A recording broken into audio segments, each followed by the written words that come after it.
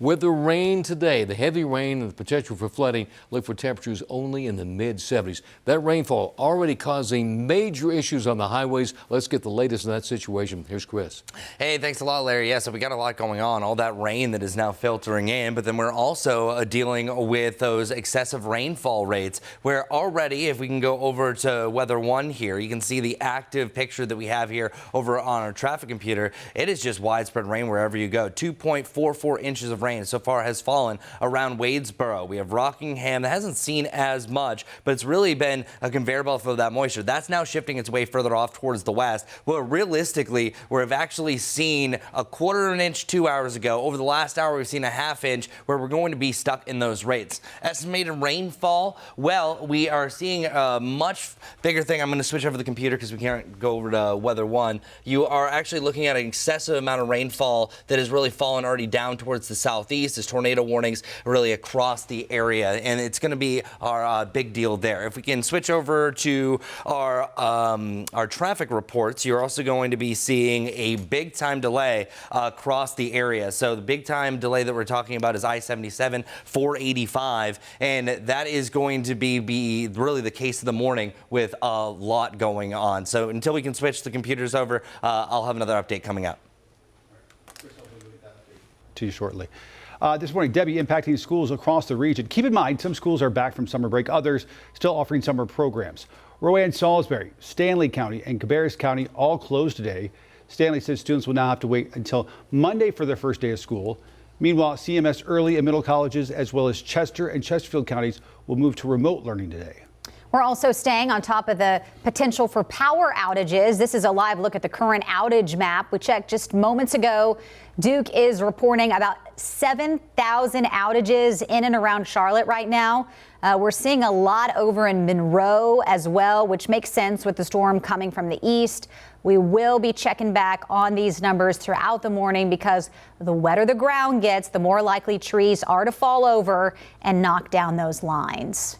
And we continue with more team coverage of Tropical Storm Debby. WCNC Charlotte's Austin Walker live in Fort Mill this morning with a look at how the storm has been impacting local animal shelters. But first, we're sending it out to WCNC Charlotte's Richard Devane. He's live in Union County where we're starting to see those initial impacts. Richard, what are you seeing there?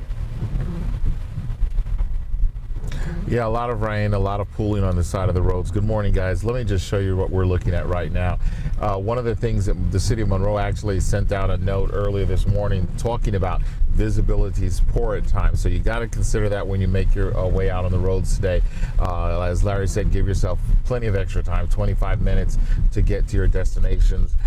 Extra time, not 25 minutes, but extra 25 minutes to get to your destinations. We haven't seen a lot of pooling on the side of the roads here, but we do know there's some in some of the secondary streets. The city of Monroe has also said that basically their drainage systems are not showing any problems. They have had to remove some limbs and debris from their drainage systems, but overall drainage is working fine here. But as you make your way on the road, you're going to see areas that are pooling or ponding, if you will. Take special precaution when you go past those particular areas. Also, as you make your way out, remember that hydroplaning is a possibility with all of this water that's hitting the ground in such a short period of time. And again, as we said, not just below you, but look above you. Pay special attention when you're out on the roads this morning, because as you just heard Sarah mention, sometimes trees, because of the saturation of the ground, trees might start to topple. That could be something to look out for as you make your way driving. The situation here continues to be wet. It'll be wet throughout the morning. So if you make your way on the roads this morning, please give yourself extra time to get to your destinations safely and on time. We're reporting from the Surrey Storm Track. It is Richard Devane. Guys, we'll send it back to you. Richard, thank you. Stay safe out there. All this week as the storm moved in, a local animal rescue worked to house as many dogs as possible. That's because in recent years, many outdoor shelters flooded and some of the dogs just didn't make it. WCNC Charlotte's Austin Walker joins us live from Fort Mill with more on the work that's being done. Good morning, Austin. Yeah, hey guys, good morning. But first, I want to give you guys a little bit of a look at exactly what we're looking at right now. We're currently in Fort Mill, where the rain is coming down. Every minute, it's getting harder and harder, and that wind is picking up. It's really much whipping through the trees. So if you're out right now, obviously use precautions and stay home if you can. The weather is just getting more intense by the moment. But as for this organization, the organizer, Chrissy Elder, is with Forgotten Now Family, and she says she's been driving hours every single day into South Carolina to go save as many animals as possible, bringing them to safety. So far, 50 animals just this week.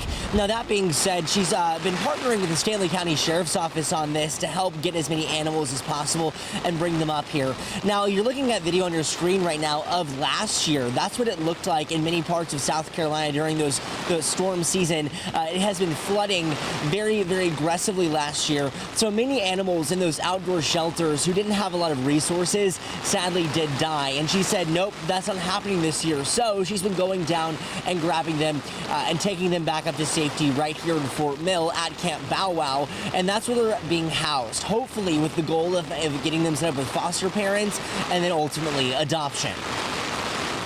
So it was devastating for us, for them. And so they sent us the video and they're like, hey, this is what happened last year. What if this happens again this year? I said, let's not let it happen. It's been an all-week thing. We also have served Chesterfield, Darlington, and Marion, South Carolina.